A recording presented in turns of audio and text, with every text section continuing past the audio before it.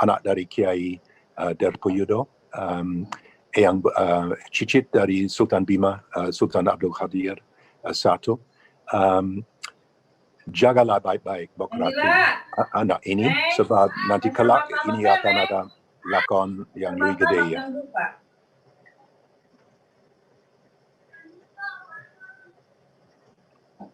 Ada suara. Ada lakon yang lebih gede ya. Jadi dia dititip dan dibesarkan sejak 7 tahun oleh eyang buyutnya dan dididik di dalam ajaran Sufi Islam Jawa. Kalau kita mau tahu konteks dari seorang Diponegoro, itu bukan konteks dari formalism, tidak ada konteks dari Islam modern, tapi konteks dari Islam Sufi. Kita harus belajar tasawuf, kita harus tahu itu konteks dari Islam sebelum Perang Jawa yang bertolak belakang 180% dari apa yang terjadi sesudah perang. Ya, itu bukan Islam formalis, tapi Islam yang sangat kental ajaran Sufi. Dan Ratu Ageng yang menjadi emban Diponegoro adalah ujung tombak dari tarakat Kshatriya di Keraton Jogja. Dia punya 4 mursyid. Kita tahu dari naskah-naskah seperti naskah Menak Amir Hamzah yang ada di Inggris sekarang, di British Library yang paling tebal di dunia, kira-kira 3.000 halaman, bahwa dia betul-betul punya wewenang dan punya peran. Jadi Diponegoro dididik di dalam lingkup seperti ini. Walaupun dididik dalam lingkup seperti ini dan sfer pikiran adalah sfer dari seorang Sufi Islam Jawa, dia juga punya persentuhan dengan dunia dari Timur Tengah. Dia punya persentuhan melalui keluarga Al-Ansari dari Jeddah yang menjadi house guest di Tegarejo, seorang pengusaha yang punya usaha di Semarang dan di Pasisir yang sering datang ke Jogja. Dia juga punya persentuhan dengan Timur Tengah melalui Haji Baturuddin, kepala dari Regimen Agamis Surya Gomo di Keraton Jogja, yang 2 kali memimpin Haji Akbar ke Haramain pada 1805-6 dan 1811. Jadi dia bisa memberitahu kepada Diponegoro mengenai apa sebenarnya terjadi di Haramain dan terjadi di Timur Tengah waktu ada garnison dari Turki Ottomani yang ditempatkan di Haramain melalui Mesir, Mehmet Ali untuk mengusir Wahabi pada 1812. Dan di dalam ranah dari lingkup Diponegoro di Tegarejo, lingkup yang mencakup orang-orang yang lalu lalang ke Timur Tengah, dia punya bayangan dari apa yang sedang terjadi dan bagaimana Turki Ottomani sebagai benteng dari umat Islam terhadap tsunami dari Barat, tsunami dari kolonialisme Barat. Jadi dia sangat kagum dengan peran dari Turki Ottomani, dan ini salah satu sebab bahwa dia namakan regimen pribadi Bulkio dari istilah Turki Ottomani Boluk, artinya regu, Turkio, Arkio, Barjuma dan lain-lain dari sistem militer, dan sistem militer juga dicerminkan di dalam gelar yang dipakai untuk Panglima, Ali Pasha, Pasha yang tinggi, dengan komandan senior Pasha, Basa, dan komandan junior Dullah. Ya.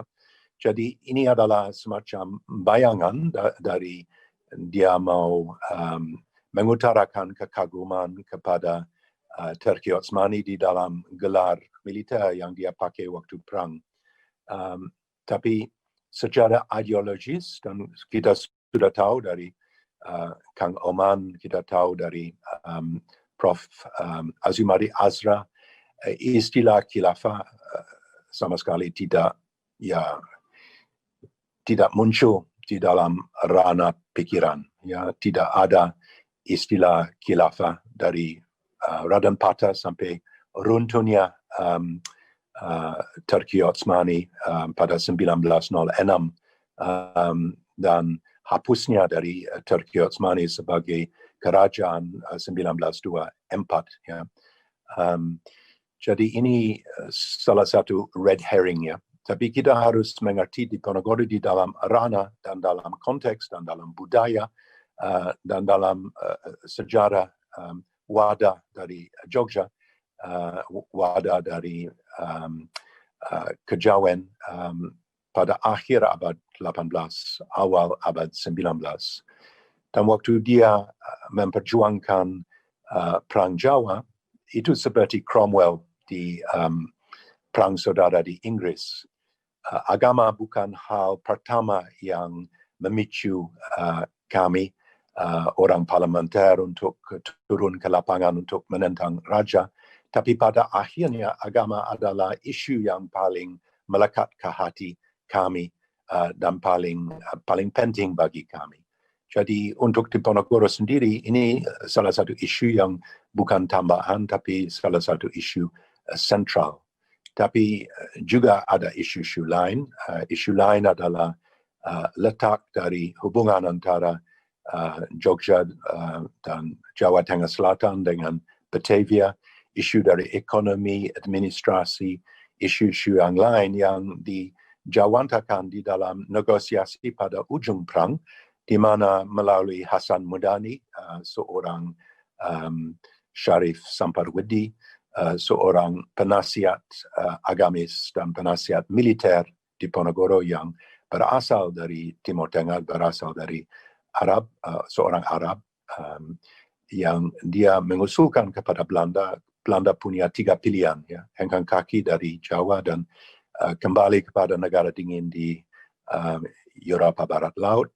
Tapi kalau demikian masih tetap mitra perdagangan, atau memilih tinggal di Jawa dan mereka akan disediakan 2 kota di pesisir, Batavia, Jakarta, dan Semarang, di mana ada areal dari kota yang khusus untuk Belanda, yang bisa berpakaian dan punya gereja, punya sekolah, dan lain-lain. Tapi ada syarat adalah bahwa mereka sewa tanah dengan sewa yang wajar, bukan sewa dengan persepuluh dan oleh sebab tuan-tuan kolonial, dan beli barang-barang dari produk penghasilan dari Jawa dengan harga internasional yang mutlak. Dan pilihan ketiga, masuk Islam, dan kalau masuk Islam secara militer dan sivil, mereka akan diangkat pangkat sebagai pejabat atau sebagai perwira.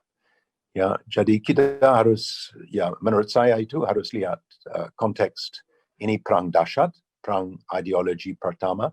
Ideologi adalah isu-isu dari martabat hakikat mengakui sama rasa, setara, sama sekali seperti sekarang dengan Black Lives and Brown Lives Matter. Tidak ada orang Barat nomor 1 dan orang pribumi nomor 4 sesudah ada Indo dan Fremde Oosterlingen. Ya. Jadi ini adalah perjuangan untuk martabat bangsa. Bangsa untuk Diponegoro adalah bangsa Jawa, tapi dia sendiri seorang Indonesia sebab eyangnya adalah orang Madura, eyang buyutnya adalah seperempat darah Sumbawa. Ya. Dan ibunda sendiri adalah anak desa dari Sidoarjo di selatan dari Solo. Dan agama juga adalah bagian yang penting sekali dari kepribadian dan eksistensi orang Jawa. Orang Jawa, Islam menjadi bagian, Islam Sufi menjadi bagian dari keberadaan seorang Diponegoro. Dan pada akhirnya runtuh sesudah perang Diponegoro, salah satu dunia total baru mulai terkuak. Tapi persis pada hari yang sama, 8 Maret, hari yang sama di mana Diponegoro masuk kepada Magelang dengan 700 pengikut. 112 tahun sesudahnya, runtuhnya Hindia Belanda secara telak. Imam Mora beritahu kepada General Hein ter Potten, silakan, saya akan sediakan mobil staf saya untuk angkut General kembali ke Bandung, dan dalam 1 jam pesawat pembom saya akan berangkat dari Kalijati dan lululantakkan Bandung. Dan terhadap ini adalah salah satu situasi yang tidak bisa dihindarkan, dan General Hein ter Potten dan Gubernur Jenderal setuju bahwa Hindia Belanda akan tanpa syarat akan menerima penaklukan kepada Jepang. Jadi 112 tahun sesudah di Ponorogo, perjuangan di Ponorogo bisa dikabulkan. Terima kasih.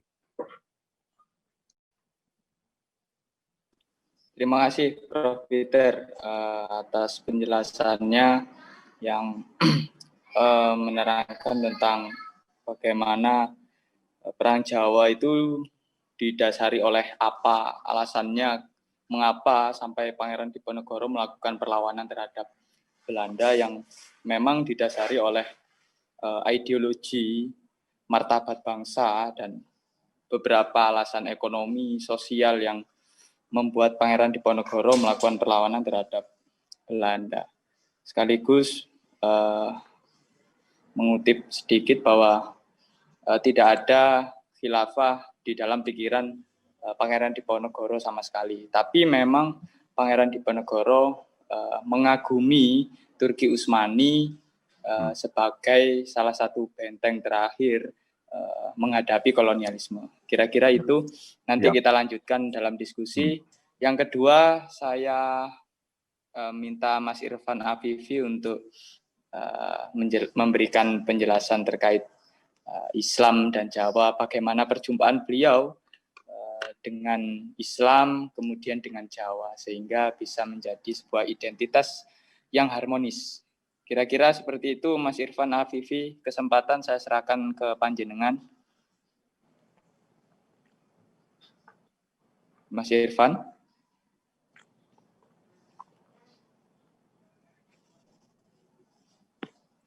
Mas Irfan. Di-mute masih. Unmute Mas, tolong Mas. Oke, suara saya didengar? Ya. Dengar Mas. Selamat sore Pak Peter. Selamat sore. Ya. Ketemu lagi di forum ini, mungkin sekalian silaturahim juga pada teman-teman di PMI di Surabaya. Mungkin porsi saya nanti tidak akan panjang, tapi insya Allah saya akan sedikit menyinggung soal yang penting-penting saja yang saya ingin sampaikan di forum ini. Tapi saya tidak akan ngomong soal banyak terkait buku saya ya, nanti ada forumnya sendirilah kira-kira. Yang pertama, siap Mas. Begini, satu, sebenarnya saya nyinggung sedikit tadi soal Prof. Peter bahwa orang harus memahami tentang karakter Islam di Jawa sebelum Perang Diponegoro. Itu yang harus dipahami pertama. Itu yang kesimpulan Prof. Peter tadi senada dengan apa yang saya gagas selama ini, bahwa satu, pertemuan Islam dan Jawa pada minimal sampai perjanjian Giyanti, terpecahnya Keraton Jawa menjadi Surakarta dan Yogyakarta, itu bahkan orang sekelas Profesor Rickleff itu ngomong bahwa hingga Perang Giyanti, Islam sebagai sebuah identitas kebudayaan itu sudah menjadi faktor penentu integrasi masyarakat Jawa. Itu di bukunya Mistik Sintesis itu disebut seperti itu. Jadi orang Jawa hingga perjanjian Giyanti tidak bisa membayangkan dirinya tidak dalam kerangka Islam. Jadi dia hanya bisa membayangkan yang namanya Jawa ya Islam, yang orang Jawa itu tidak bisa membayangkan pandangannya di luar dunianya di luar Islam itu satu ya. Jadi hingga perjanjian, cuma masalahnya kemudian adalah Islamnya di zaman sebelum perang Diponegoro itu Islam yang bercorak sufistik. Ada banyak orang yang ngomong ini Islamnya kejawen. Nah, masalahnya sebenarnya kejawen itu adalah fakta baru. Fakta baru kita lihat misalnya aliran-aliran kebatinan itu muncul di tahun 1930-an awal. Belum nanti aliran-aliran kebatinan yang muncul di tahun 1960-an. Jadi itu fakta belakangan. Jadi dulu apa yang disebut sebagai dulu namanya sebenarnya bukan Islam kejawen, tapi namanya adalah Islam Sufi sebenarnya. Jadi orang dulu itu berislamnya berbeda dengan Islam hari ini yang lebih menekankan aspek syariat, aspek formal keagamaan. Jadi bahkan di buku yang saya edit kemarin, yang saya terjemahkan kemarin, Bu Nancy Florida itu sempat secara eksplisit mengatakan apa yang disebut sebagai unsur Hindu yang kita sering identikan dengan kejawen itu sebenarnya adalah unsur-unsur tasawuf yang itu sudah ditubuhkan dalam prinsip identitas keislamannya orang Jawa. Nah, belakangan karena Islam yang dibawa para wali itu kemudian sudah menubuh dalam kejawaan, dalam sistem pemerintahan, keraton, kebudayaan, bahkan tata nilai tradisi yang sampai desa-desa itu sudah diambil alih secara gagasan pandangan dunianya sudah diambil oleh Islam. Ketika terjadi polarisasi masyarakat, jadi ada muncul mulai istilah abangan. Kita tahu di jadi menurut penelitiannya Prof. Rickleff misalnya, istilah abangan itu istilah baru, 1850-an ke atas, jadi setelah Perang Diponegoro. Karena apa? Karena aspek keislaman Jawa yang sebelumnya sudah menjadi identitas penyatu masyarakat Jawa, itu kemudian hancur gara-gara Perang Jawa kalah. Orang Jawa gagal menegakkan kedaulatannya sendiri sehingga dia tidak mampu, dan pasca itu dia dijajah secara total, secara mutlak. Sehingga nanti kita akan ikuti bahwa di fase politik tanam paksa misalnya, politik tanam paksa itu misalnya menggunakan para petani sebagai subjek atau objek yang ditindas, kemudian para priai itu sebagai subjek atas nama Belanda yang menindas petani, dan para haji-haji itu kemudian karena nggak mau dijajah akhirnya membangun jaringan internasionalnya di tanah Saudi atau tanah Timur Tengah. Sehingga dari aspek tiga itu akhirnya masyarakat terpolarisasi, mengutup ke dalam kelompok-kelompok orientasi keislaman yang berbeda. Misalnya teman-teman abangan mulai kehilangan akar dengan keislamannya dari keraton. Teman-teman priai keraton misalnya dieksklusi, didomestifikasi oleh para Belanda yang sudah menundukkan kekuasaan politik tanah Jawi, dijauhkan dari sistem pendidikan pribuminya, pesantren begitu. Akhirnya semakin hari semakin ini orientasi para priai semakin kamilan dan terbelandakan secara budaya, secara pakaian. Dia terputus dari rantai pendidikan tradisionalnya pesantren, kemudian di zaman politik etis misalnya, kemudian sistem pendidikannya berganti, akhirnya dijatuh kepada anaknya, cucunya, akhirnya para priai kehilangan akar identitas Islam sufinya. Nah, belakangan kemudian mulai muncul, karena mereka para priai ini sudah tergabung, terbelandakan, begitu, sistem pemikirannya sudah lain dari sistem pendidikan Belanda. Akhirnya para priai ini kemudian di satu sisi akar sufismenya masih berbekas dan masih ditradisikan, tapi pada saat bersamaan akar pesantrennya hilang. Kemudian masuklah teosofi di awal abad 20 yang itu kemudian membuat warisan sufisme Jawa yang ada di priai maupun di bawah akhirnya kemudian berubah menjadi kemasukan teosofi dan lain sebagainya, akhirnya berubah menjadi Islam kejawen yang makna konotasinya sangat negatif. Sehingga warisan sufisme Jawa yang kaya itu akhirnya tidak diakrabi oleh para santri kita hari ini, sudah terputus. Para santri-santri, para haji-haji yang membangun jaringan internasional di Timur Tengah akhirnya mengadopsi Islam yang lebih ke syariat, yang lebih ke pembaharuan, yang lebih puritan begitu. Akhirnya muncullah polarisasi itu, santri Abrangan dan Putihan, Abangan dan Priai tadi. Yang itu sebenarnya produk baru, produk dari kita sebagai orang Jawa akhirnya tunduk secara kolonial dan akhirnya terjadi politik pecah belah kolonial. Nah, itu yang ingin saya katakan singkat itu. Tapi saya akan menyinggung sedikit soal jejak film khilafah. Sebenarnya begini,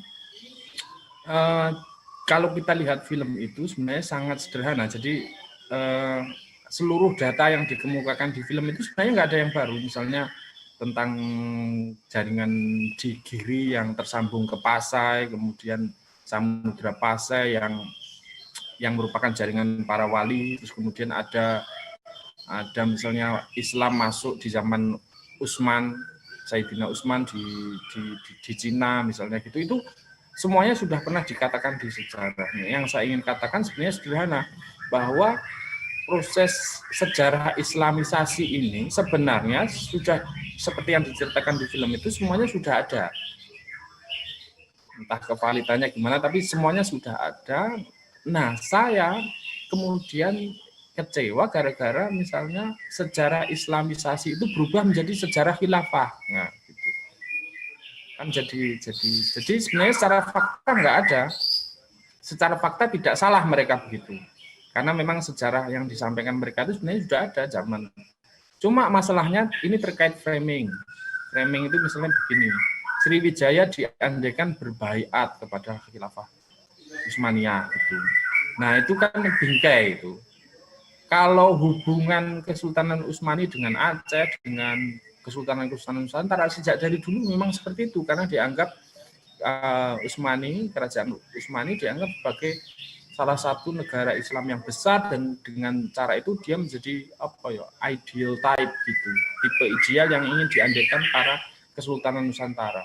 Tapi yang jelas adalah kita bisa tahu sampai hari ini bahwa tidak ada ajaran Kesultanan Nusantara yang memahami dirinya sebagai vasal dari kekuasaan Turki Utsmani, itu enggak ada. Makanya saya bisa katakan dalam sejarah penulisan sejarah Islamisasi di Indonesia, baru kali ini ada orang ngomong bahwa sejarah Islami Indonesia itu, kerajaan-kerajaan Nusantara itu merupakan negara vasal. Itu kan aneh gitu. Nah, ini terkait terkait konsep khilafah. Ya, khilafahnya Islam itu ya memang maknanya sebenarnya sederhana, pemimpin. Jadi konsep kepemimpinan. Jadi misalnya konsep kepemimpinan dan bukan menunjuk sistem sistem pemerintahan, sistem politik definitif seperti didefinisikan oleh HTI. Makanya nggak salah misalnya sistem politik definitif itu misalnya sebenarnya kita lihat misalnya kerajaan Khilafah Bani Umayyah atau Abbasiyah itu kan dinasti. Sistemnya nggak dipilih juga. Berdasarkan keturunan, itu kan monarki. Jadi monarki, dan monarki memang tidak beda dengan demokrasi begitu. Dulu di zamannya sebagai sebuah sistem misalnya, tidak ada sistem khilafah itu. Makanya kenapa dulu di zaman Abu Bakar misalnya itu lewat penunjukan begitu, terus kemudian dipilih begitu. Sedangkan di zaman Umar misalnya itu ditunjuk oleh ini Dewan Presidium misalnya. Utsman misalnya juga begitu. Ali itu, jadi kadang ada yang dipilih, kadang ada yang dipilih presidium, kadang ada ditunjuk. Berarti artinya sistem khilafah sebagai sistem kepemimpinan itu berbeda-beda. Belum lagi nanti di Bani Umayyah misalnya kita lihat bahwa khalifah itu tidak lagi ditunjuk, tapi berdasarkan keturunan. Ini kan dinasti, keraton ini. Begitu juga di dinasti Utsmaniyah yang ditunjuk sesuai basis keturunan. Nah, ini tidak ada bedanya dengan sistem kerajaan di dunia. berdasarkan keturunan-keturunannya gitu. Nah, artinya sistem khilafah sebagai sebuah sistem yang transnasional begitu, misalnya ya misalnya di zaman Utsmaniyah itu ada dinasti Mughal yang tidak masuk dalam khilafahnya Utsmani begitu. Kalau mereka membayangkan konsep transnasional. Nah, saya akan ngomong sedikit soal apa makna khalifah di dalam tradisi Jawa. Kalau jenengan buka di Serat Centini yang di Pupuh Sinom itu ada Pupuh 200 berapa itu, di sana ada namanya ramalan Kolotido tapi yang versi positif sebelum digubah oleh Ronggo Warsito. Dia menyebut zaman keemasan itu ada di zaman Sultan Agung, di mana Sultan Agung dianggap sosok Ratu Adil. Sosok Ratu Adil itu bergelar Prabu Wali Khalifah. Jadi wali khalifah. Sosok Ratu Adil itu wali khalifah. Apa maksudnya? Di satu sisi dia seorang sufi, wali, tapi di sisi lain dia seorang khalifah, pemimpin, raja. Jadi khalifah itu maknanya di sini pemimpin, bukan khilafah gitu, enggak. Gitu. Memimpin sehingga pemimpin raja sufi, kira-kira begitu. Makanya kalau penelitian terbaru misalnya yang dilakukan Prof. Rickleff itu menyebut di Seen and the Unseen World of Java, misalnya menyebutkan bahwa kerajaan Mataram itu dalam Suluk Garwo Kencono, sebuah serat yang disusun di zaman Sultan Agung, itu menyebutkan bahwa filosofi kerajaan Jawa itu dibangun dari konsepsi sufi. Nanti teman-teman bisa mencari buku itu. Jadi sufi monark kalau istilahnya istilahnya Prof. Rickleff itu. Jadi monarki sufi. Di mana di Suluk Garwo Kencono itu diterangkan terkait konsep pemimpin. Terkait konsep khalifah, menjadi khalifah, pemimpin. Itu adalah apa? Seorang manusia utama atau seorang khalifah, orang yang telah berhasil melakukan perang akbar atau jihad akbar di dalam dirinya, perang melawan hawa nafsunya. Gitu. Nanti ibaratnya itu ada kerajaan di dalam diri begini. Nanti misalnya pikirannya itu, akalnya itu sebagai raja misalnya. Panca indranya itu sebagai alat-alat atau bolonya atau tentaranya yang menangkap. Seorang pemimpin tidak boleh ditundukkan oleh bala tentaranya, tidak boleh tunduk kepada keinginan anak buahnya bernama panca indera tadi. Terus nanti bentengnya ada Al-Quran, disebutkan di Serat Suluk Garwo Kencono itu misalnya tadi perisainya misalnya mujahadah, kemudian mahkotanya hakikat, kemudian riadohnya itu mujahadah, gitu-gitu. Nah, intinya saya ingin katakan bahwa konsep khilafah di dalam tradisi filosofi pemerintahan sufi Jawa itu adalah peperangan yang dimenangkan di dalam diri, kerajaan diri, di mana akal menjadi rajanya yang menentukan proses itu. Dalam proses berperang itu, kalau dia berhasil, dia akan tegak sebagai seorang raja, sebagai seorang gusti.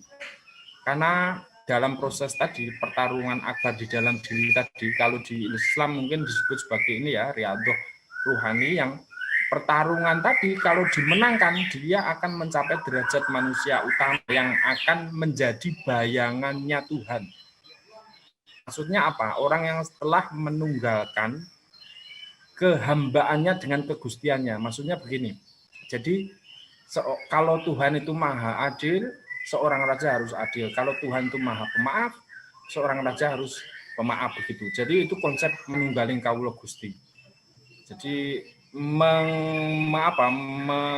menunggalkan sifat dan kualitas-kualitas, sifat-sifat dan asma Tuhan di dalam dirinya, itu proses laku riadoh. Makanya nanti gelar kesultanan itu kita cek misalnya di Yogyakarta misalnya, itu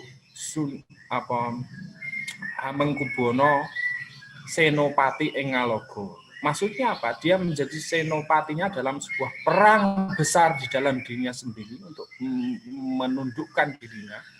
Makanya nanti nilai kesatria itu orang yang telah mengalahkan dirinya sendiri adalah seorang yang kesatria. Senopati Ngalogo, kalau dalam pertempuran tadi dia menang, dia dengan sendirinya akan menjadi Sayyidin Panotogomo. Dia akan menjadi sayyidnya dalam urusan agama, karena orang yang telah menyesap ajaran ke inti hakikatnya. Sayyidin Panotogomo, Khalifatullah, begitu.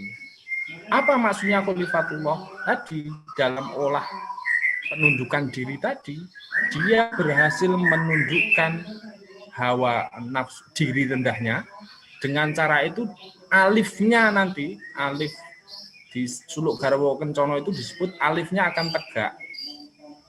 Dirinya sebagai diri itu tegak karena sudah menunggalkan manunggaling kawula Gusti, menunggalkan sifat dan asmanya Tuhan di dalam dirinya, sehingga dia bisa menebar rahmat kepada semesta, memayu hayuning bawono, atau dia sudah bisa menjadi mangkunya bumi, yang bisa memangku bumi, yang bisa menjadi porosnya bumi, paku buwono, dan lain sebagainya. Jadi dalam sebuah proses menjadi manusia itu kemudian dia berhasil menegakkan kediriannya, akhirnya dengan sendirinya pasti dia akan menjadi wakilnya Tuhan di bumi ini, kira-kira gitu, karena dia sudah berkualitas menunggalkan sifat-sifat dan af'al maupun asmanya Tuhan di dalam dirinya. Makanya di Yogyakarta itu kita lihat itu ada garis imajiner, filosofi garis imajiner antara dari Laut Selatan sampai kepada Merapi. Jadi Laut Selatan, Panggung Harjo, Keraton Sitinggil nanti, kemudian sampai kepada Tugu, lurus Tugu sampai Merapi. Itu sebenarnya cerita tentang konsep peristiwa Sangkan Paraning Dumadi. Jadi di Panggung Harjo itu ada semacam yoninya, Tugu itu ada lingganya, di mana proses penciptaan itu lahir dari Krapyak, kemudian di sekitar itu ada daerah namanya Mijilan. Nanti ada keluar, dia lahir, Sangkan Paraning Dumadi, dari mana kita akan kemana kita itu lewat proses penciptaan. Bahwa kelahiran manusia itu harus menanjak menuju manusia, tahap manusia utama. Dari Mijilan dia keluar, masuk ke alun-alun kidul, dari alun-alun kidul itu kemudian dia masuk pintu 5. Pintu 5 itu adalah panca indera kita. Harus menundukkan panca indera, nanti masuk bangsal magangan, jadi memagang diri untuk bertarung dengan diri, mengalahkan nafsunya sendiri. Akhirnya setelah proses mujahadah, proses riyadhah tadi, dia akan memasuki bangsal proboyekso atau bangsal pencerahan, cahaya, muncul cahaya, dianugerahi ilmu. Kemudian masuk lagi setelah dianugerahi akan ditinggikan masuk bangsal Siti Inggil, di mana dia orang yang sudah tercerahkan, yang sudah bisa manunggal dengan kawula kehambaan dengan Gustinya, di mana sifat-sifat baik Tuhan sudah terrepresentasikan dalam dirinya, sehingga dia jumeneng. Apa makna jumeneng? Wong raja itu duduk. Jumeneng itu justru berdiri. Maknanya berdiri itu apa? Dia sudah menegakkan alifnya tugu. Tugu itu kan berdiri tegak gitu. Alif dirinya.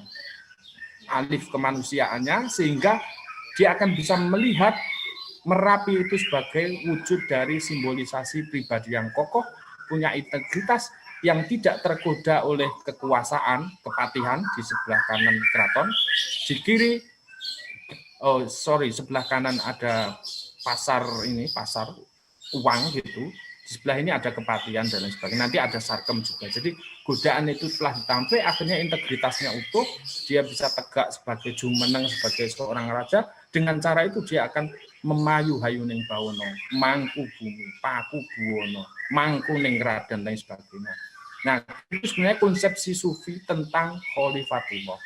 Ini khalifatullah adalah tahapan di mana seorang telah berjuang dalam perspektif Islam Jawa yang kemudian akhirnya bisa menunggalkan dari tahapan yang paling awal syariat sampai kepada yang hakikat, di mana dari situ dia akan menyebarkan gagasan tentang memayu hayuning bawono, dan itulah tujuan dari Islam, menebarkan rahmat kepada semesta.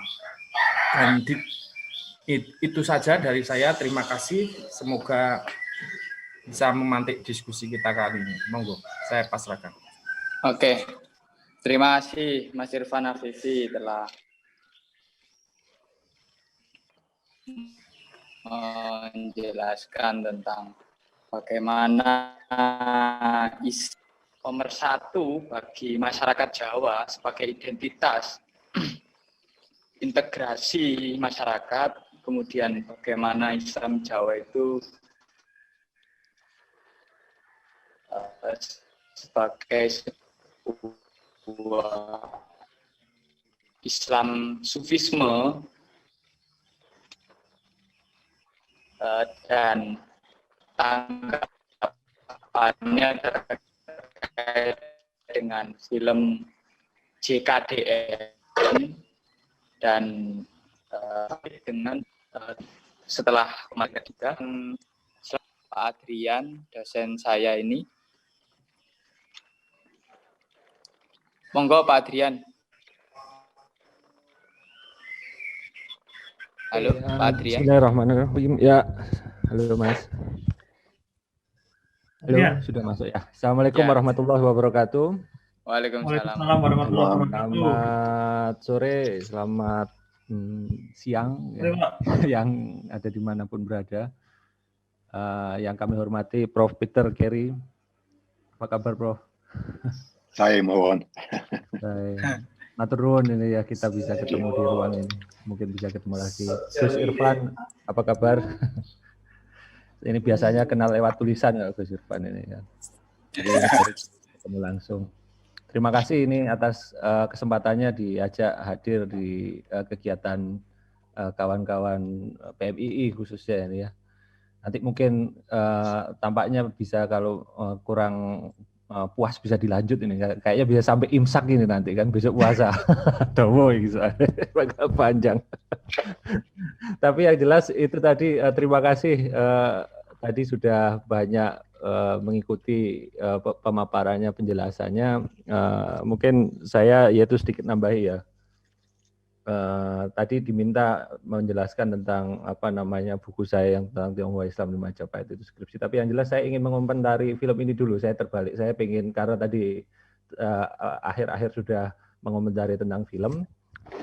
Dan kemarin kapan hari waktu apa namanya waktu rame dibahas ini film ini kan siapa mantan juru bicaranya Hizbut Tahrir Indonesia itu kan bilang sudah nonton film ini belum? Nah saya bilang saya sudah nonton ini kalau ini gitu kan. Jadi ya kan yang sekarang bikin apa itu forum literasi apa itu kan. Nah makanya ini saya sudah nonton film dan saya justru ingin menelisiknya pertama ya dari antara ini film sejarah sendiri. Jadi saya ingin apa namanya melihat dan mendiskusikan film ini dari sisi terutama dari sisi film sejarah. Film sejarah sendiri, studi tentang film sejarah atau sejarah film sebenarnya telah dimulai sejak tahun 90-an khususnya oleh seorang profesor dari Amerika yang namanya Robert Rosenstone. Itu juga sejak tahun 90-an sudah ramai sebenarnya diskusi tentang bagaimana sih film dan sejarah dan banyak bahkan debatnya cukup keras ya kalau di Amerika sana itu. Yang satu sejarawan bilang nggak mungkin apa namanya suatu kenyataan di masa lalu difilmkan itu akan sama nilainya dengan misalnya karya-karya literasi atau historiografi untuk teman-teman sejarah yang kenal. Yang satunya bilang loh harus ini adalah bentuk media baru gitu kan. Suka nggak suka, senang tidak senang, kita harus menghadapi ini sebagai sejarawan kan sama-sama kita kan apa namanya menghadirkan masa lalu intinya kan seperti itu. Nah Robert Rosenstone ini setengah jam lagi. Sangat menarik gitu ya. Kita lihat bahwa menurut dia diperlihatkan bahwa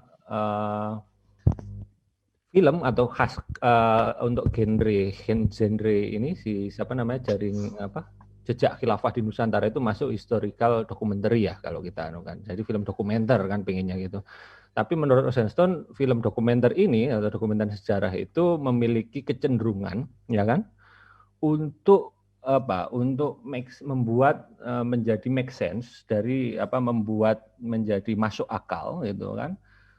Dari apa? Dari bahan-bahan yang ada kemudian dibentuk dalam suatu kisah atau suatu cerita dimulai dari akhir dengan dimulai dari awal sampai akhir dengan dramatis. Jadi ada unsur efek dramatis ya, walaupun ini dokumenter. Dan yang harus kita ingat bahwa ya sama seperti historiografi dalam bentuk tulisan. Sebenarnya terdapat keterbatasan dari visualisasi sumber sejarah itu dalam bentuk film. Khususnya istilahnya kalau kalau sejarawan kan ingin mengangkat kebenaran di masa lalu. Nah, akan tetapi bedanya antara sejarah di film ya kan dengan yang dengan tradisi Clio yang dari dulu ditulis gitu kan. Itu bahwa kebenaran kebenaran masa lalu kalau di film itu diciptakan. Nah, sedangkan kalau yang ada di tulisan itu direfleksikan. Nah, ini kan dua hal yang berbeda kan. Antara created, nah, satu reflected gitu kan. Itu dua hal yang sangat berbeda saya pikir. Dan kenapa created gitu kan? Karena dan tidak terrefleksikan seperti dalam hal tulisan karena di dalam film sejarah yang ditampilkan adalah sejarah yang sifatnya close, tertutup, tidak bisa direfleksikan, yang komplit, ya sudah selesai dari awal sampai akhir tadi yang dramatis. Dan ya tidak bisa tidak bisa dikritisi lebih lanjut. Kenapa? Karena ya itu kita cari sumbernya itu kan susah gitu kan. Benar apa enggak, tidak bisa direfleksikan. Kalau istilah dalam bentuk buku gitu kan, akan kebenaran dalam suatu historiografi itu istilahnya kita sempat menarik diri. Nah, sedangkan film ini kan cepat dalam bentuk visual. Nah, inilah yang kemudian menjadikan film-film dokumenter khususnya yang mengambil latar belakang sejarah itu gampang sekali bergeser menjadi semacam propaganda.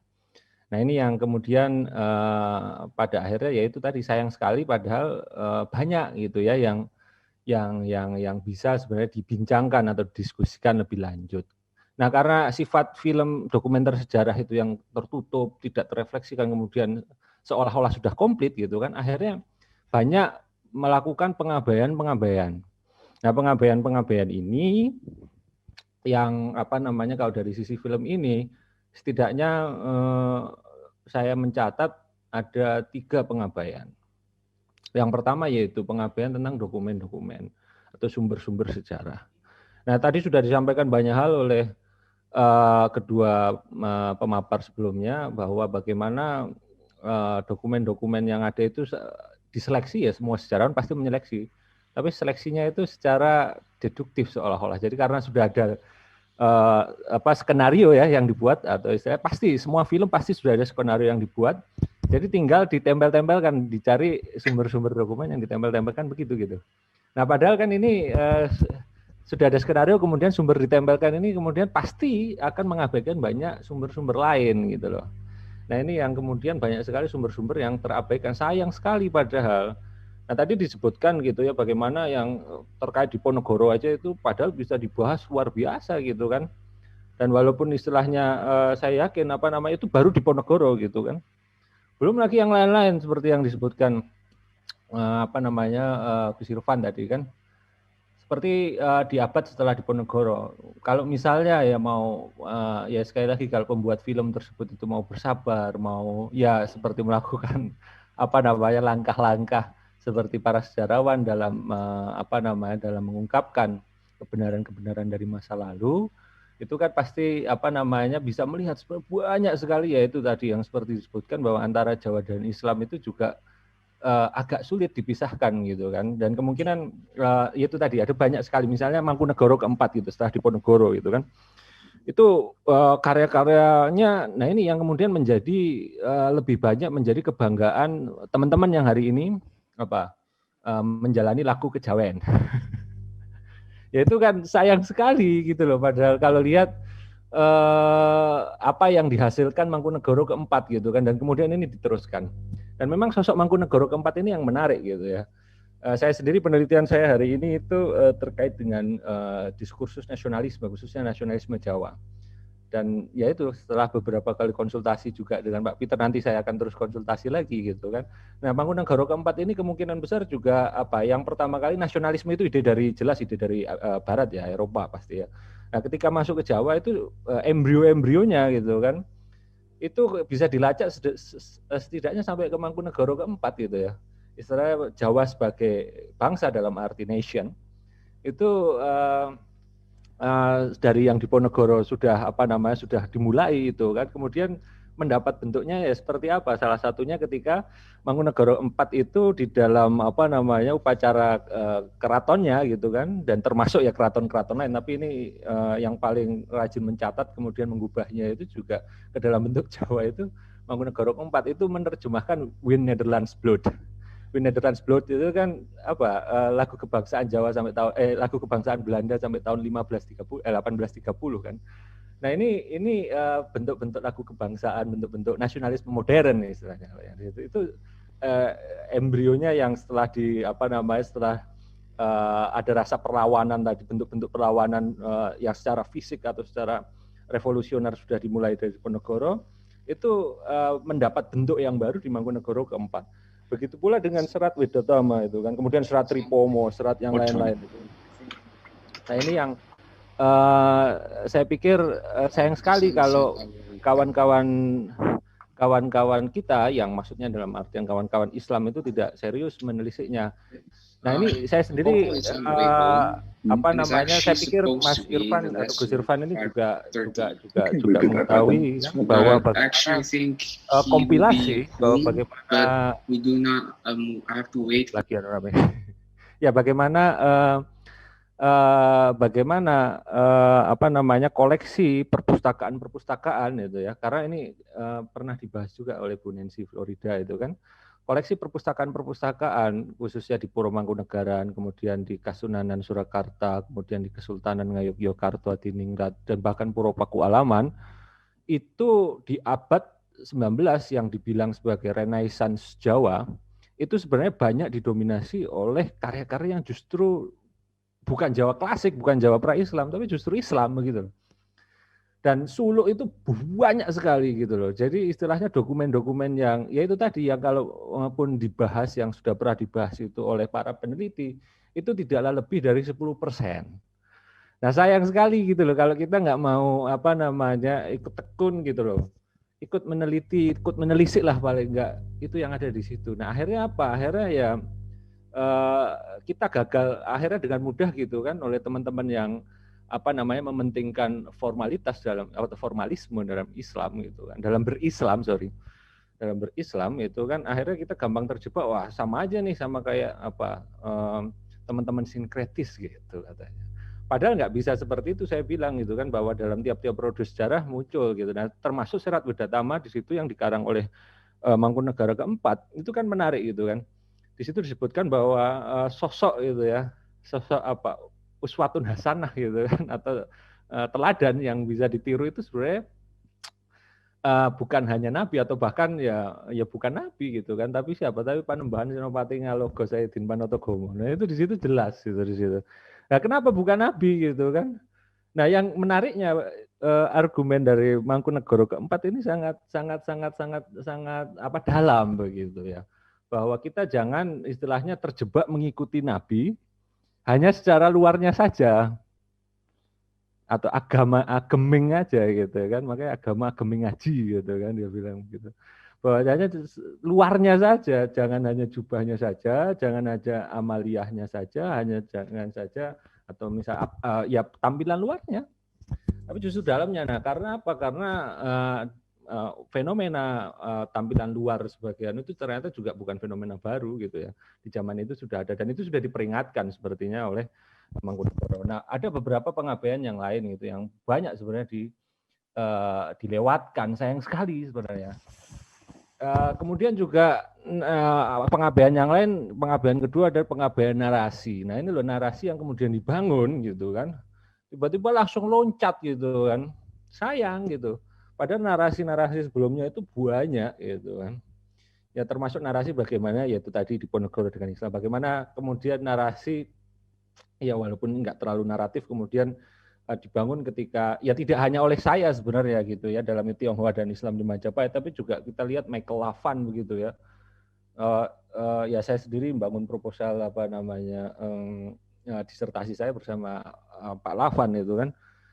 Michael Lavan dan saya melihat bahwa ada jaringan atau ada narasi besar lain gitu kan, selain narasi Islam masuk lewat teori-teori Kambai, Gujarat, Persia, atau bahkan dari Arab langsung Timur Tengah, Hijaz langsung situ. Tapi juga kontribusi besar lain ada dari jaringan Cina atau Tionghoa gitu kan. Nah, jaringan Cina ini bisa dilacak setidaknya mulai dari Patani, tidak hanya Champa yang ada di Vietnam, tapi dari Patani sampai ke Ambon. Nah, kadang-kadang ketika kita, ya ini tadi kita ngomong Cina, kita ngomong Jawa, itu seolah-olah kita lihat Cina hari ini, Jawa hari ini gitu kan. Padahal sampai tahun 1950-an itu, ini ada seorang profesor namanya Tan Chow Sim gitu ya, profesor di Fakultas Ilmu Pengetahuan Budaya Universitas Indonesia, itu Fakultas Sastra dan Filsafat itu kan, itu masih bilang bahwa saya ini orang Jawa begitu loh, dan saya sangat Jawa. Dan ya memang Profesor Tan Chow Sim ini memang lulusan Javanologi, ya lulusan apa namanya Indologi, bukan Java, di Leiden begitu loh. Dan sampai tahun 50-an dia berbicara paling sering, salah satu yang paling sering diundang oleh Soekarno di Istana Negara, dan dia menjelaskan tentang wayang gitu kan. Dan di saat itu ada di jurnal apa namanya Bahasa dan Budaya UI, dia jelas-jelas bilang bahwa dia Jawa begitu loh. Dan bukan artinya ketika saya apa namanya menjelaskan tentang wayang ini, itu bukan artinya saya mengutamakan kejawaan saya loh kan, itu kan agak unik gitu. Nah, maka itu tadi kategori-kategori Cina, Jawa dan lain sebagainya itu kita harus hati-hati. Kemudian selanjutnya pengabaian selanjutnya adalah tentang diskurs, ya tentang pengabaian wacana gitu kan. Bagaimana wacana berkembang, bagaimana wacana Islam Nusantara, bagaimana wacana Islam sinkretis atau Islam Jawa langsung gitu kan. Nah, ini yang harus kita sadari gitu loh, bahwa perkembangan wacana tentang studi ke Islam dan Jawa ini sudah jauh berkembang, ini kok ya itu tadi tiba-tiba ditabrak begitu loh. Nah, ini kan sayang gitu loh. Sehingga ya kita terjebak antara sinkretisme Islam dan Jawa, dan lagi-lagi kita sekali lagi lebih sibuk, terutama orang Indonesia ini lebih sibuk untuk melemparkan wacana itu justru di dalam, istilahnya di dalam ya entah kalangan Jawa sendiri, entah kalangan orang Indonesia sendiri. Harusnya kita juga ikut berkontribusi dong dalam apa namanya wacana-wacana. Bahkan hari ini salah satu disertasi terakhir di Leiden tentang Jawa dan Islam itu senior saya bilang bahwa ya nggak ada yang istilah namanya sinkretisme Jawa, nggak ada yang istilahnya Jawa Islam, yang ada memang praktek Islam di Jawa gitu kan. Dan seolah-olah ya itu tadi film ini menafikan antara ya seolah-olah apa wacana salah satu postkolonial juga gitu kan. Akhirnya kita seolah-olah kalau nggak Islam nggak datang langsung dari atau nggak dilindungi dalam kekhalifahan itu kurang Islam gitu, sehingga selalu tampak Islam pinggiran. Itu loh yang kemudian sayang sekali gitu loh film ini. Dan akhir kata saya pikir upaya-upaya seperti ini juga harus apa ya, adanya fenomena film ini. Saya ingat perkataan dari quote salah satu dari Spinoza itu ya, yang paling terkenal itu humanas actiones non ridere non lucere neque detestari sed id delecere. Itu kan bahwa apa ya, tindakan manusia itu tidak untuk kita ketawakan, tidak untuk kita kutuk, tidak untuk kita maksudnya apa namanya persekusi atau dibully hari ini, tapi kita pahami. Dan bagaimana hari ini kita juga sebenarnya kita ambil hikmahnya bahwa kalau apa namanya kalau yang lain sudah berbuat seperti itu, terus kita berbuat apa? Nah, ini jadi tantangan kita gitu loh. Kalau sedikitnya kita apa namanya, itu cuma bohongan, itu cuma apa namanya, terus kita telah melakukan apa gitu loh untuk istilahnya studi Islam sendiri. Nah, saya pikir itulah yang terutama tantangan teman-teman di NU, khususnya teman-teman PMII ya, yang merepresentasikan pelajar Nahdliyin ini kan. Ayo kita sama-sama belajar bersama dan ikut apa namanya membuka pengetahuan bersama tentang Islam dan maupun di Nusantara yang kita sering kampanyekan atau sering angkat. Allahumma fiq ilat aqwamit thoriq. Saya pikir itu dulu. Assalamualaikum warahmatullahi wabarakatuh. Terima kasih Pak Adrian atas penjelasannya terkait dengan film ini, film JKDN, dan penjelasan tentang pengabaian yang dilakukan oleh film ini. Tapi ini sudah dimulai sesi tanya jawab yang kami buka 3 dulu pertanyaan yang nanti ditujukan ke siapa atau mungkin ditujukan ke semua pemateri. Dipersilakan. Nah, ini sudah ada 1 pertanyaan yang masuk untuk Mas Irfan Afifi. Halo, Mas Irfan.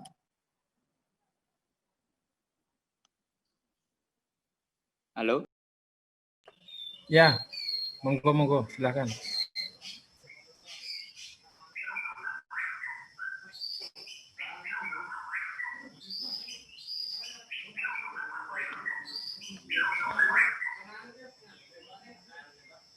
Halo, kok nggak dengar suaranya, moderator?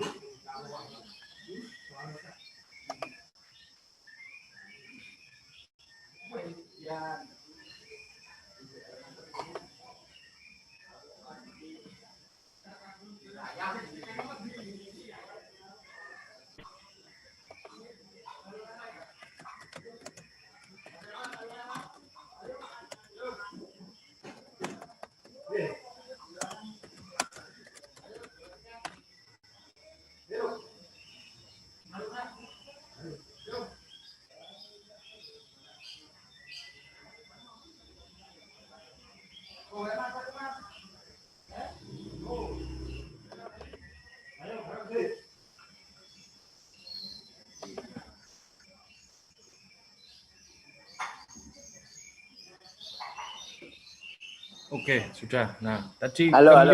Suara nih. Oh, nggih, Mas.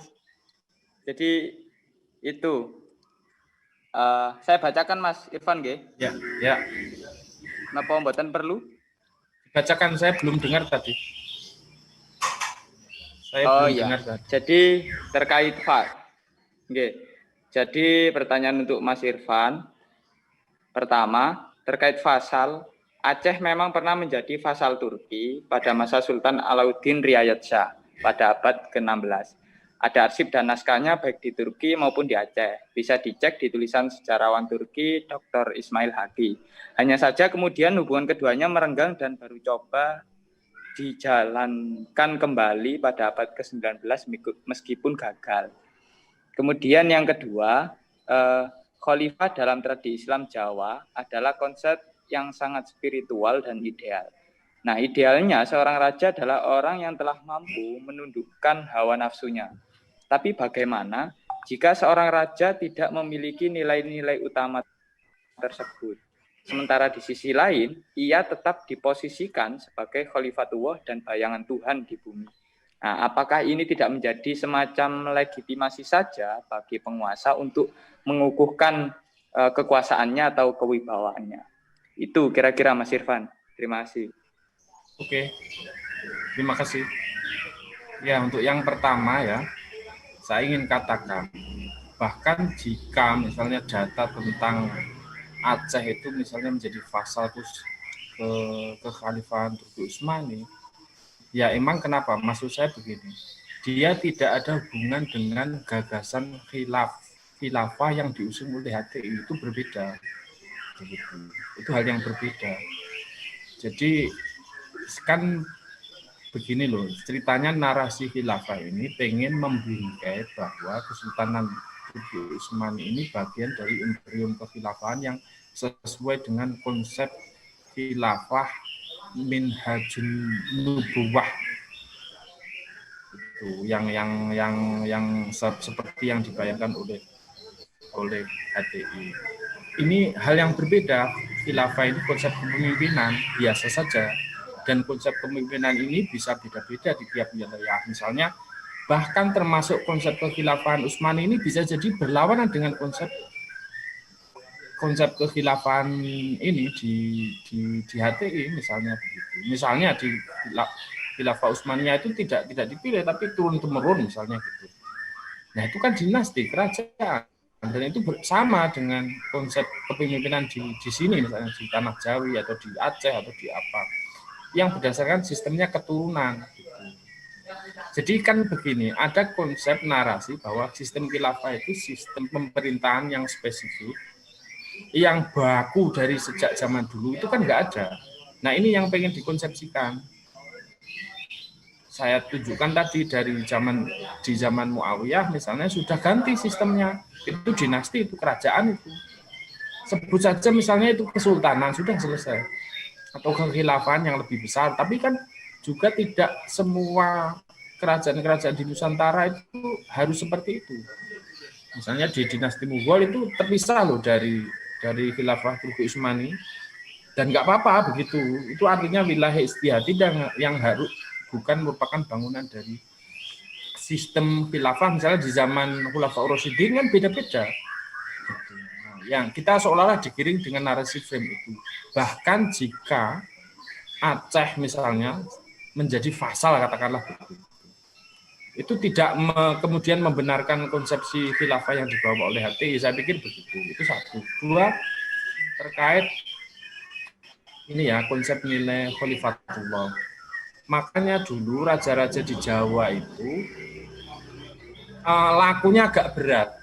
Makanya kalau teman-teman lihat di wayang itu, seorang raja itu harus benar-benar dikawal dari sejak kecil, dilakukan yang sesuai prosedur raja untuk sebagai sebuah nilai ideal. Dia harus dipegangi bahwa seorang raja harus memang mencapai kualitas yang utama tadi, bahwa dalam praktiknya itu tidak seperti itu dimanapun begitu.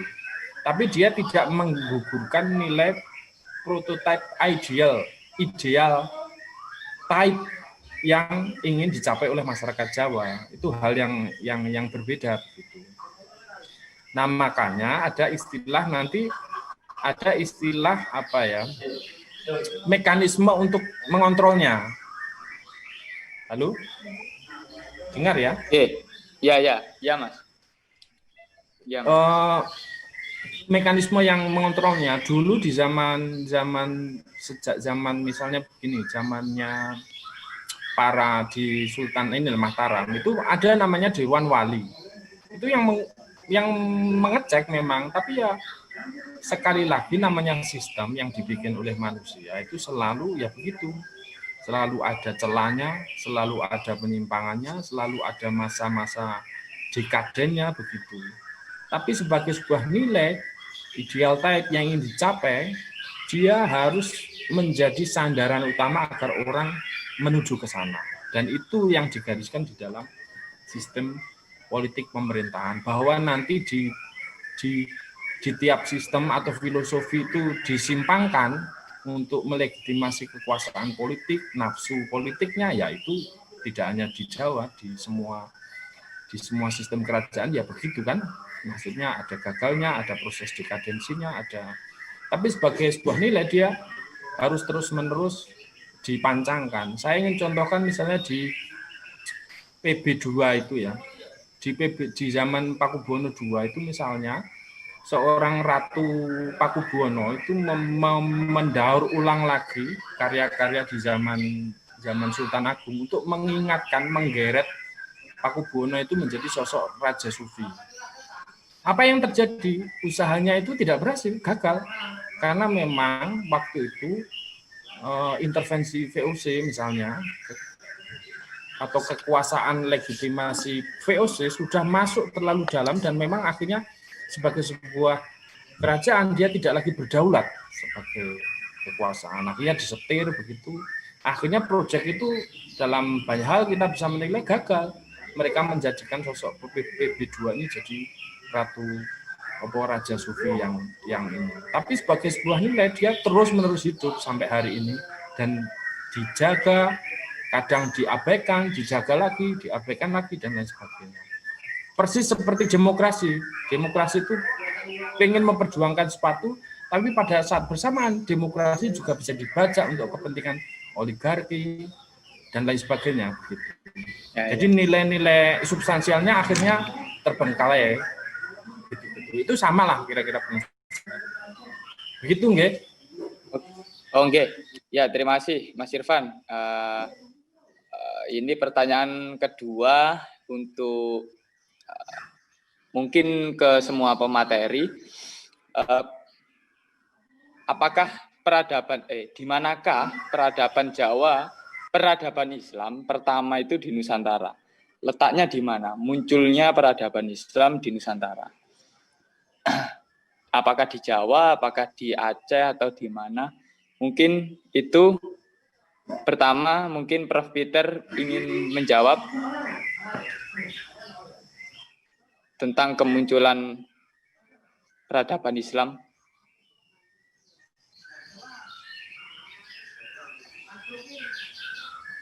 Prof. Peter.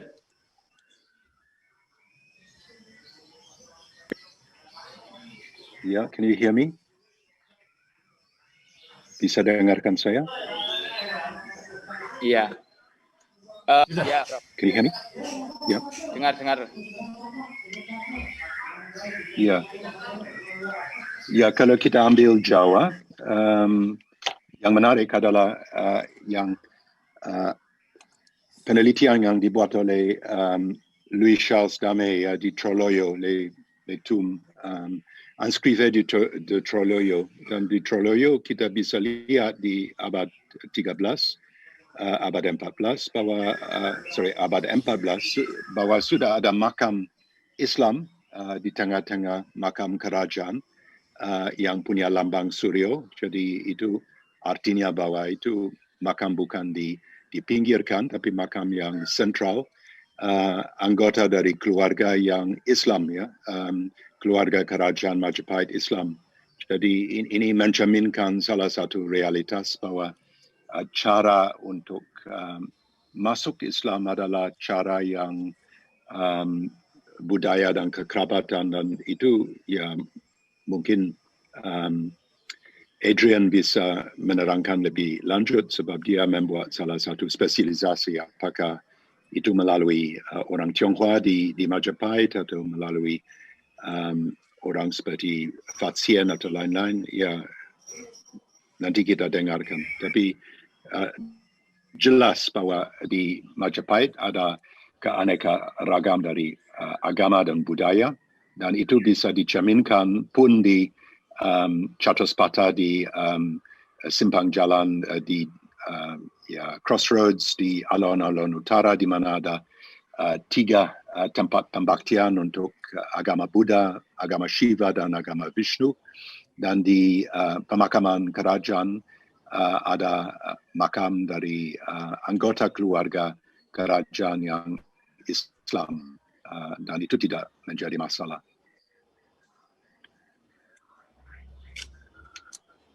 Baik, sudah, Prof.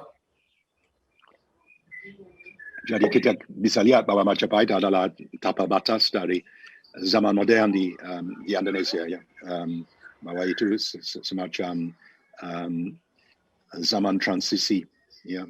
Zaman transisi yang sangat menguntungkan bagi saya, ya, yang untuk dilihat bahwa sistem kasta atau sistem bahwa perempuan dijual belikan itu sudah mulai ganti kepada salah satu sistem yang sangat mendukung perdagangan. Next.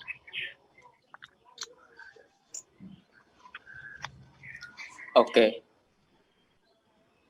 Mungkin ke Pak Adrian dulu terkait peradaban Islam pertama di Nusantara, Pak Adrian.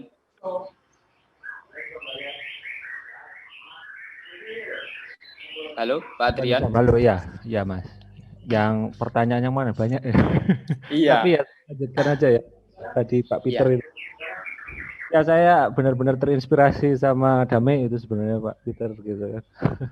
Ya, memang sebelumnya kan kalau kita lihat hampir semua peneliti, khususnya peneliti Belanda sejak zaman Vet, ya Vet itu kan nggak pernah ke Jawa tapi nulis Jawa gitu kan, itu kan kebanyakan ya istilahnya masih berada dalam kerangka cara berpikir history of Java-nya Raffles gitu ya. Jadi agak susah menerima kenyataan bahwa secara arkeologis sebenarnya makam-makam tersebut in situ gitu. Jadi ya memang ada di situ gitu. Kemudian yang ingin saya kemudian tangkap ini juga ada yang bahas Annals gitu kan, mazhab Annals ya. Itu sebenarnya karena kekurangan, bukan kekurangan ya, kalau mau ditelusuri untuk karya disertasi pun sangat bisa gitu kan. Tapi saya pikir lewat pendekatan social science itu tadi saya mencoba melihat bahwa bagaimana yaitu tadi peran peran tidak hanya orang Arab gitu ya, orang-orang lain, orang-orang dari bangsa-bangsa lain itu sudah banyak dalam Islamisasi Jawa, dan proses itu benar-benar lama gitu ya, dan tidak langsung asal jadi gitu, nggak tahu, take for granted begitu. Nah saya pikir tiap periode pasti punya ciri khas sendiri-sendiri. Tadi seperti yang sudah disebutkan Gus Irfan. Kemudian tadi ini ada yang teori penyebaran Islam, Tionghoa Islam apakah sudah ada bahkan sebelum zaman Majapahit, masa keemasannya. Ya kalau di Nusantara ya sekali lagi Aceh itu ya contoh yang baik, kalaupun kita mau ngomong Nusantara sampai kemana-mana begitu ya, maksudnya lebih dari nation state Indonesia hari ini. Dan melihat Aceh sendiri kita juga, yaitu sekali lagi melihat masa lalu itu kita juga kadang-kadang nggak bisa menyamakan ya, termasuk menyamakan nation state hari ini, memahami vassal state ya, antara vassal state-nya Majapahit gitu kan sama vassal state-nya kekhalifahan itu juga pasti punya yang beda-beda. Terus kalau misalnya begini, kalau kemudian dengan logika yang sama berarti kita bisa lihat bahwa ekspedisi Cheng Ho itu sebenarnya kan sama kayak ekspedisi, kalau misalnya kita melihat bahwa vassal state itu artinya mengakui gitu kan, atau berada di dalam bawah kedaulatan suatu suatu kedaulatan yang lebih besar lain, itu berarti sejak awal Nusantara selalu berada di bawah kekaisaran Cina begitu. Cina. Ya kan? Kalau misalnya kita pakai logika seperti itu begitu. Dan bahkan juga kalau kita lihat lanjutannya korespondensi Aceh, nah harusnya kalau dari mazhab Anals itu kita bisa kita bisa melihat bagaimana misalnya dengan ilmu hubungan internasional gitu ya, kita lihat bahwa surat yang dikirim Sultan Alauddin Riyad Shah itu nyaris sama dengan surat yang dikirim Sultan Aceh di akhir abad 18 awal abad 19 ke kerajaan Inggris. Ya itu kalau untuk buat sejarawan yang sangat lihat sumbernya, kadang-kadang berhati-hati, ini benar yang nulis orang orang Aceh sendiri gitu ya. Karena memakai istilah-istilahnya itu ya, selain istilah Islam, selain istilah Arab, bahasa Turkinya itu persis sih. Yang dipakai di Turki waktu itu, atau persis dengan bahasa Inggris yang dipakai di Inggris waktu itu. Jangan-jangan ini yang nulis duta besar ya begitu loh. Dan posisi duta besar seperti itu. Itu kalau tidak salah di bukunya Pak Kadi itu yang diterbitkan Brill itu juga disebutkan dispute semacam itu dalam diskurs. Nah kemudian terkait Raden Patah ya, sekali lagi skripsi saya yaitu saya batasi tidak untuk sampai ke situ gitu kan. Cuman ya itu tadi untuk diskurs sendiri ya, saya mengikut diskurs besar bahwa penyerangan Raden Patah ke Majapahit kemudian menyebabkan banyak pihak melarikan diri ke Bali, ke lain-lain tempat, itu saya pikir itu konstruk lama ya, dan yang sudah banyak dikupas dan sudah banyak dilihat bahwa bagaimana itu tidak benar-benar terjadi di Trowulan kalaupun memang ada penyerangan itu gitu loh. Dan Raden Patah sendiri, De Graaf kemudian Pisot sudah banyak menulisnya bahwa sosok secara historis sendiri bisa bisa ditelisik lebih lanjut. Nah saya sendiri lebih penasaran sebenarnya dengan bagaimana keterkaitan yang akhir-akhir ini banyak dilakukan juga, misalnya tentang tokoh Bathara Katong dengan Demak itu ya. Bathara Katong di Ponorogo. Banyak yang bilang bahwa Bathara Katong itu kan tokoh jadi-jadian gitu, atau tokoh rekaan, karena kan baru ada muncul di historiografi Babat Ponorogo tahun 90-an atau tahun 80-an. Padahal kalau kita cek sumber-sumber yang lebih kuno lagi itu kan, beberapa pejabat Belanda dalam laporan Belanda sudah mendengar itu gitu kan, di abad 19 sudah mendengar dengan tokoh Bathara Katong yang memang ada kaitannya sama Demak. Kalau kita lihat lagi secara arkeologis, bukti artefaktual yang ada di situ, makam khususnya Bathara Katong itu jelas-jelas tipologinya tipologi Demak. Setidaknya ada 3. Nah ini yang menarik sekali, yang perlu sekali lagi kita bahas lebih lanjut, bahwa dalam Islam Nusantara ya selain untuk itu, kita lihat untuk nisan makam Islam di masa-masa awal modern itu ada 3 jenis nisan makam. Tadi nisan makam damai itu Troloyo itu ada tipologi sendiri. Itu tidak hanya di Troloyo tapi juga sampai ke Campa, tapi juga ada di Banjar, Patani dan lain sebagainya. Kemudian ada namanya Batu Aceh. Nah Batu Aceh ini yang tersebar paling banyak. Dan itu baru muncul ya di masa-masa Kesultanan Aceh. Bahkan yang Samudra Pasai itu kemungkinan besar juga buatan barunya zaman Alauddin Riayat Shah dan Iskandar Muda. Dan yang terakhir batu nisan mana namanya ini? Demak tadi, tipologi batu nisan Demak. Dan itu yang biasanya ada di pesisir utara, bahkan yang anehnya kok ada di Ponorogo. Nah ini kan menarik sebenarnya untuk ditelisik lebih lanjut. Nah saya pikir itulah yang apa namanya yang sekali yang mungkin bisa kita jadikan pemancing untuk penelitian-penelitian berikutnya. Dan terakhir ini, apakah film Khilafah ini muncul sebagai upaya mencoba menjadi media kampanye degradasi nilai-nilai nasional bangsa Indonesia? Saya pikir kita harus mengundang pembuatnya, begitu kan? Makanya saya pikir mungkin nanti di lain kesempatan kita bisa benar-benar bicara ya dengan pembuatnya, itu istilahnya. Tapi Prof. Peter memang sudah ketemu gitu kan. Tapi yang jelas saya juga penasaran gitu kan, sebenarnya apa sih anunya gitu kan. Istilahnya misinya begitu. Kalau memperkaya historiografi kita sah-sah aja gitu kan, untuk apa namanya, untuk kita sepakat dalam ruang diskusi gitu ya. Kita kan bisa sepakat untuk tidak sepakat gitu. Dan bisa banyak pandangan, dan seharusnya kita bisa duduk bersama untuk istilahnya membahas film ini lebih lanjut. Terima kasih. Oke, terima kasih Pak Adrian. Mungkin ke Mas Irfan Afifi sekarang. Mas Irfan. Oke, ya. Ini, yang ingin saya ini ternyata masih ada banyak sekali yang tanya soal terkait ini ya. Jadi saya harus dudukkan seperti ini. Ini, apakah tidak ada relasi antara Kesultanan Utsmani dengan Aceh, dengan Pasai, dengan Demak?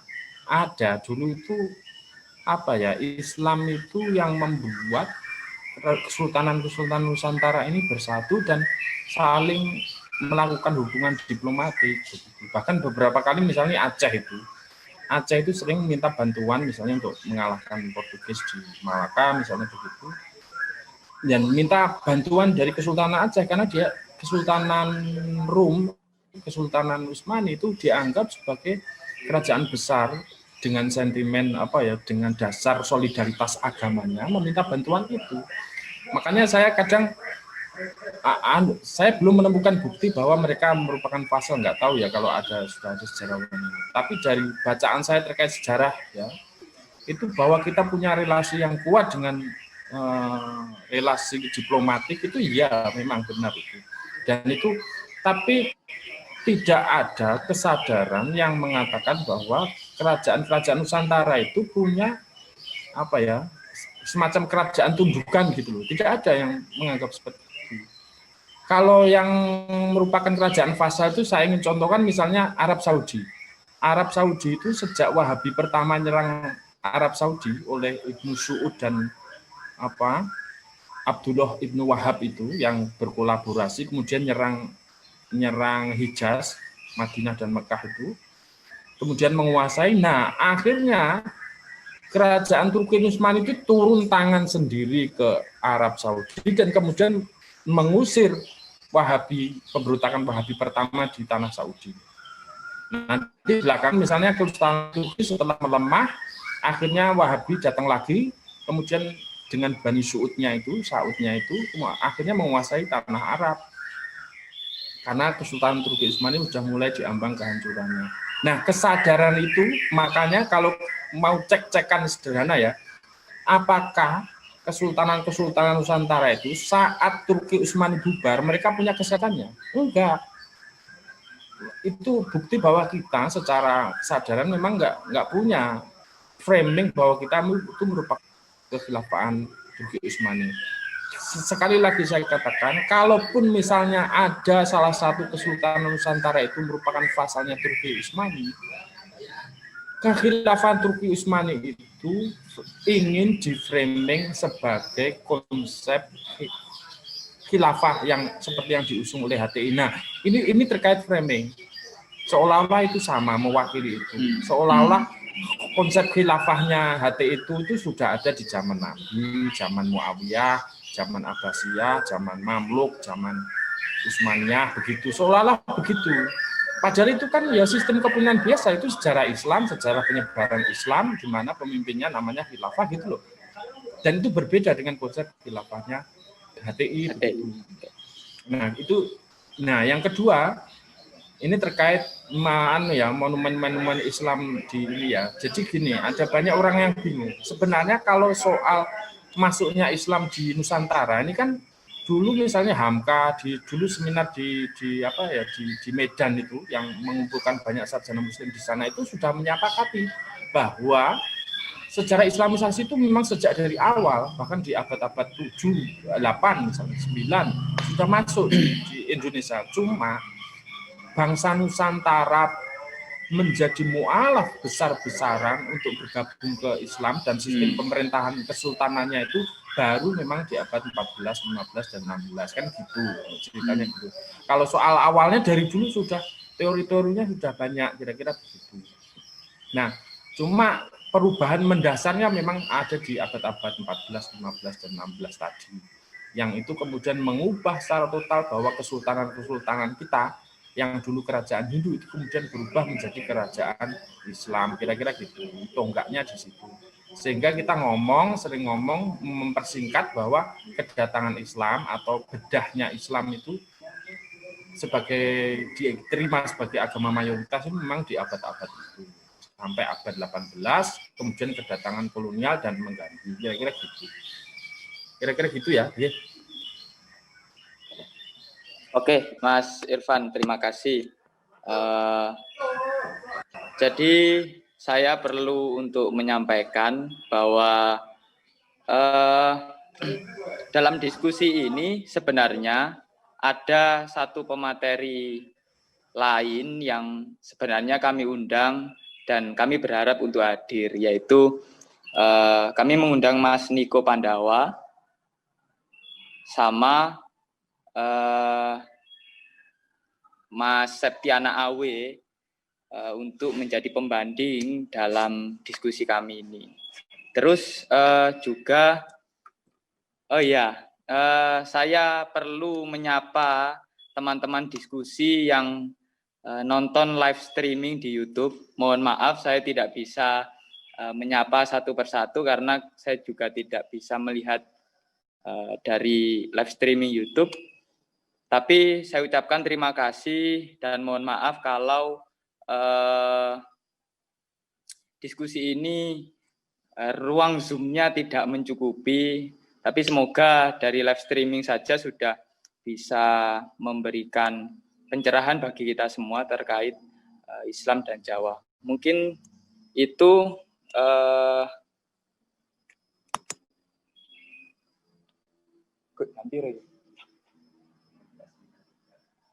Oke, mungkin terakhir satu, mohon maaf.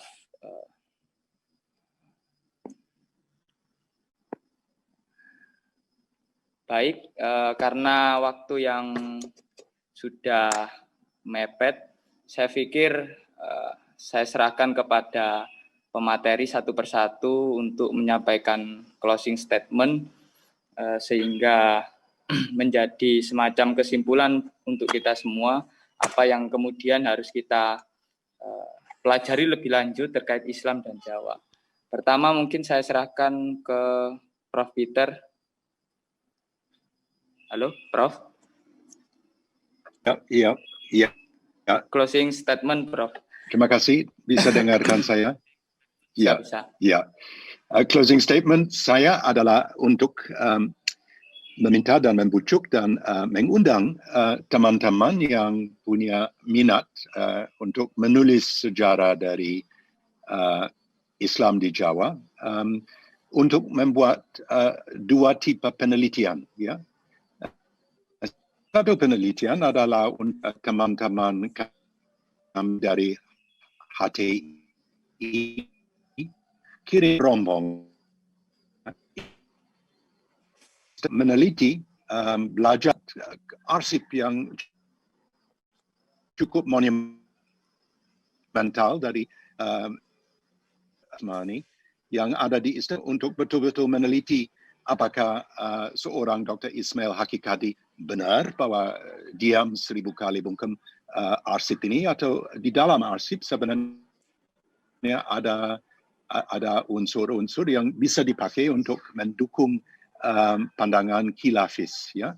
Dan kedua, saya kira yang paling penting adalah untuk menelusuri apa yang dibuat oleh Nancy Florida dan dibuat oleh Mel Recluse mengenai ya suasana budaya khazanah dari Islam Sufi di Jawa Tengah Selatan atau di abad 16, 17, 18, awal 19, supaya kita betul-betul bisa mengerti seorang sosok seperti Diponegoro, sebab sekarang sudah dibantahkan ide dari Piaget bahwa ada semacam renaissance dari sastra Jawa, dan semua sastra Jawa berpaling kepada ya rujuk kepada yang tulisan dari Kakawin, dan itu terang bohong belaka. Sebab kita tahu bahwa ada 500 suluk dan dari 1.400 naskah yang ada di Solo.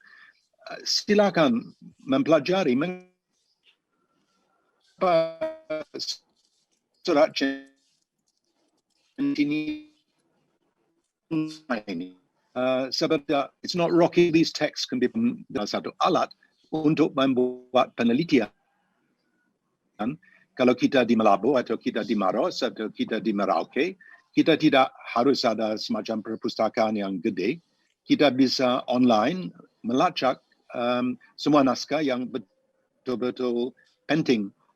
Dan ini bisa membuka cakrawala baru bagi kita dan tidak berpaling kepada orang-orang yang scholars dari luar. Kita bisa membangkitkan salah satu khazanah sendiri di tanah air. Terima kasih. Terima kasih, Prof. Peter. Pak Adrian, mungkin.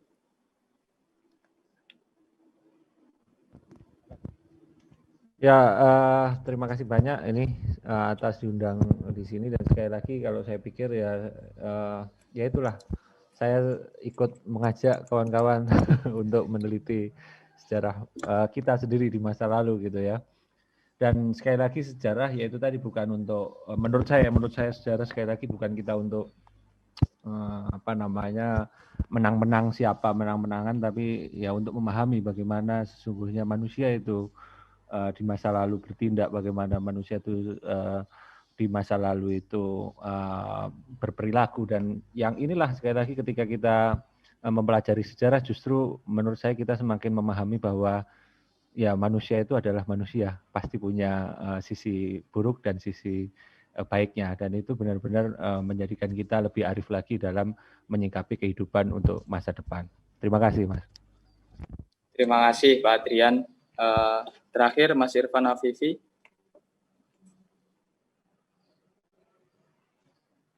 Mas Irfan.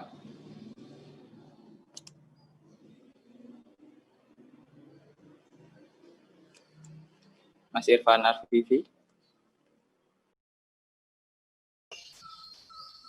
Oke, ya sudah. Ya, yang ingin saya sampaikan di kesempatan kali ini, kenapa saya misalnya menulis buku saya Jawa dan Islam, kemudian Jawa Islam di masa kolonial, menerjemahkannya ke Indonesia, itu sebenarnya yang ingin saya katakan begini, nasib Kesultanan Nusantara yang paling buruk adalah Jawa. Karena apa? Kalau kita ngomong tentang Melayu misalnya, aspek Islamnya itu mungkin akan lebih mengemuka. Tapi ketika kita ngomong Jawa, yang kita tangkap hanya sinkretisme, Hinduisme, Buddhaisme, dan itu terus-menerus dilanggengkan oleh para sarjana kolonial kita. Sampai misalnya Clifford Geertz, yang narasi Clifford Geertz trikotomi itu sampai hari ini masih terus-menerus kita konsumsi begitu. Tanpa pernah balik lagi, warisan sufisme Jawa kembali menjadi bagian warisan yang diwarisi teman-teman, namanya menjadi buruk, menjadi kejawen begitu, kebatinan dan lain sebagainya. Padahal saya ingin katakan misalnya kalau Anda pernah dengar ini ya, Rumi misalnya, Masnawi itu ditulis dalam bahasa Persia. Dan dia dianggap warisan sufisme dunia. Sedangkan kita melihat karya Sultan Agung misalnya, Sastro Gendi, suluk garwa kencana, dan suluk-suluk yang lain yang merupakan khasanah karya tasawuf penting, akhirnya tersuruh hanya menjadi warisan kejawen. Yang hari ini itu diabaikan. Saya yang pekaji di bidang itu merasa saya terdolimi sebagai orang Jawa. Saya merasa ini khasanah ini kemudian dibingkai atas nalar dulu penjajah kita, itu dipisahkan dari nalar keislamannya, sehingga warisan-warisan itu dijauhi oleh para santri, tidak dimengerti oleh para priai, digeret ke masalah-masalah aspek Hindu Budanya, dan oleh para ini akhirnya tersulut menjadi warisan klinik dan kebatinan begitu. Nah, saya ingin mengajak teman-teman untuk membaca ulang lagi khasanah ini, membingkai lagi, kemudian meneliti ulang betapa kita nggak jujur sekali dalam sejarah, betapa kita meninggalkan ini. Saya orang yang santri yang berusaha keluar dari kesantrian saya dan kemudian menyerap, mencebur ke dalam tradisi ini, dan saya ingin menjadi contoh dan agar mencontohi orang-orang agar ini warisan-warisan para wali dulu, ini para warisan yang terekam di dalam suluk yang bukan hanya, kalau di Persia mungkin banyak karya sastra bernilai sufi, tapi di sini suluk itu sudah menjadi genre sebuah tembang yang ditubuhkan di dalam masyarakat Jawa. Suluk dan wirid itu genre tembang. Di sini tasawuf sudah menjadi genre tembang, penulisan puisi, dan itu alangkah malunya saya ketika saya dosen Nasr nulis ensiklopedi spiritualitas Islam, menyebut warisan sufisme Nusantara itu menyebut hanya subud dan sumara. Subud itu saya benar-benar ini kemana Wali Songo? Kenapa nggak ditulis di buku-buku saya dosen Nasr yang tebal itu, berjilid-jilid itu? Dan mereka hanya mengenal tradisi subud yang sudah banyak bingkainya dari kejawen yang punya konotasi oleh masyarakat, dikonotasikan sebagai hal-hal yang negatif dan klinik gitu.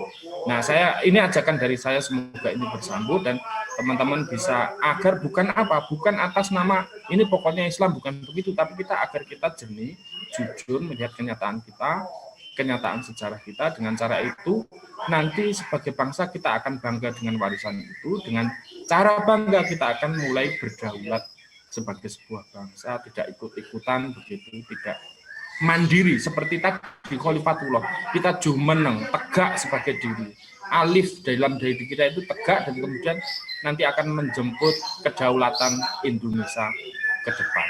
Terima kasih. Wassalamualaikum warahmatullahi wabarakatuh.